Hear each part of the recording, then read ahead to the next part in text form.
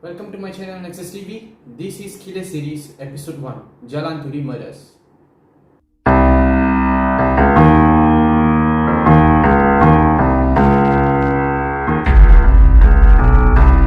This incident happened on 23rd April 1992, whereby after having a dinner with the neighborhood residents, Sunita Talwar, which is the wife, and then Rakesh Talwar, which is the husband, came home. So now, when the moment they come home, it's just that Rakesh Talwar has an urgent business trip where he needs to leave London. And then, before they enter the house, Rakesh Talwar took off in a taxi with his luggage straight to the airport. Now, Sunita Talwar, she actually starts to walk back towards the home. So the moment she reached the gate side where she met with Arifin Agas.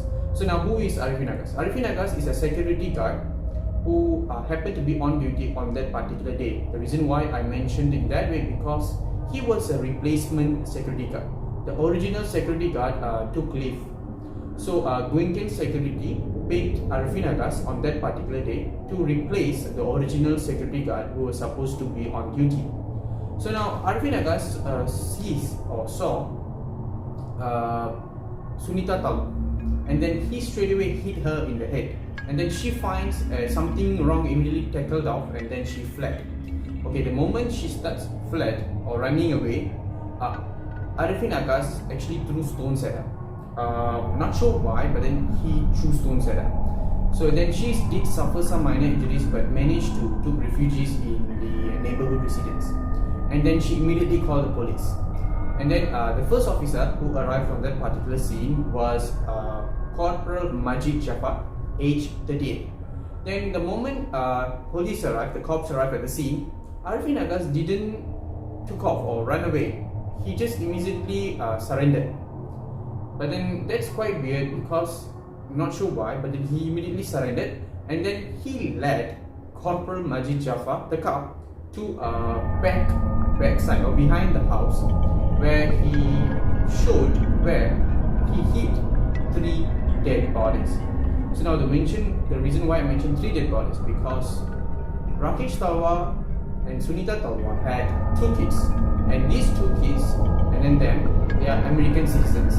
So now it's actually Kabir Talwar, age 11, and then Arjun Talwar, age 7. So now who's the third body? Apparently it's the housemaid. The maid goes by the name Natalia Fernandez. Age between 35 to 40. I am unable to identify the exact age, but then some of the website indicates age 35 and some of the website indicate age 40. But then that's it. So these 3 bodies are actually hidden in the sewage tank behind the house, and then the body was piled up one top of another. Then the moment Corporal Jafar identified these 3 dead bodies, then he immediately called his high-ranking officer, which is the investigation officer. Now, after the investigation officer goes by the name Inspector Sharidan Muhammad, age 39. He came in and then he did a thorough investigation throughout the house because the house actually has 3 stories. Okay? The second floor, and then the ground floor, and then there's one underground. Okay, and then he revealed that there was actually blood stains on 2 rocks on the front garden, and then blood stains actually on the staircase, television room, master bedroom, and then hall. So now these blood stains are pretty much everywhere in the house.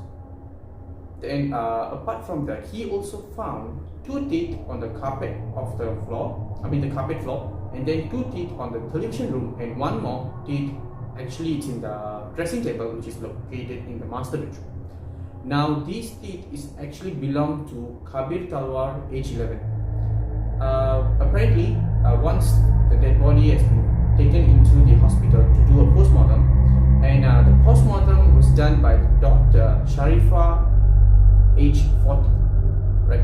So Dr. Sharifa actually revealed that it's actually Arifin Agas hit so hard that Kabir's teeth actually fall off, and in total of 5 teeth. It's been dealt a great force onto his body or face to inflict that much of a damage. Now after this, they immediately bring in Arifin Agas to the police station, and then they conduct the investigation. But then during the investigation, it is revealed that Arifin Agas has some mental illness, and then he has this psychological disorder. And then at the end of the day, he is proven guilty, and then he was brought to the High Court Malaysia, and then on December he was bringing to High Court judge to be punished, or to get the punishment, or to get justice in the particular court. So now in the High Court Malaysia, where Arifin Agas stands for trial, and Rakesh Talwar actually confronted the killer and then asked him why did he do this, why did he kill his kids and the maid. But then he didn't even answer. And then for Rakesh Talwar, it's actually his anger reached to the maximum level, and then he just screams at his face and then sat down in silence.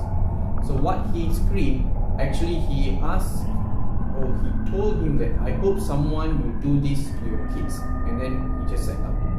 And then on that particular day, which was 28 March 1994, Arifin Agas was sentenced to hang to death. And then it was carried out on 27 December 2002, and then Arifin Agas actually passed away. Now, on jump to the current, which is 2020. Now, if let's say people went to the Jalan Turi, it's actually, this building has been demolished.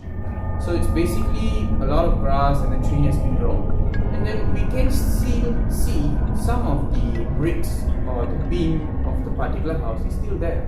Okay, now why they demolish it? Okay, now after this particular killings has been happened, right?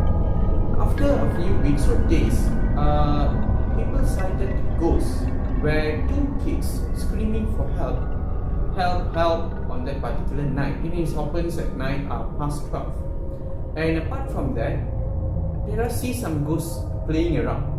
Now I did find some videos where these Malay guys, but I can't remember their name because it wasn't mentioned.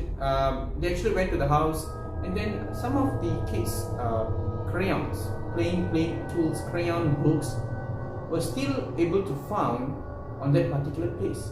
And then in the underground, there is some burning signs or burning buildings on the side where this was found. Now, who did this or why it was there?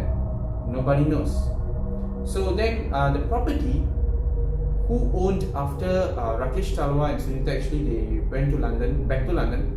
So but then they tried to sell the house, but it couldn't be sold. Even the property agent took pictures of that particular house while staying inside the car.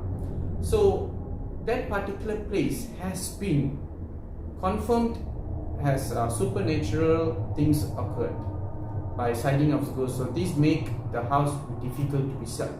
So they decided to demolish it, and then now that's all it remains. And that's end of the file. Case 1, Jalan Turi Mines.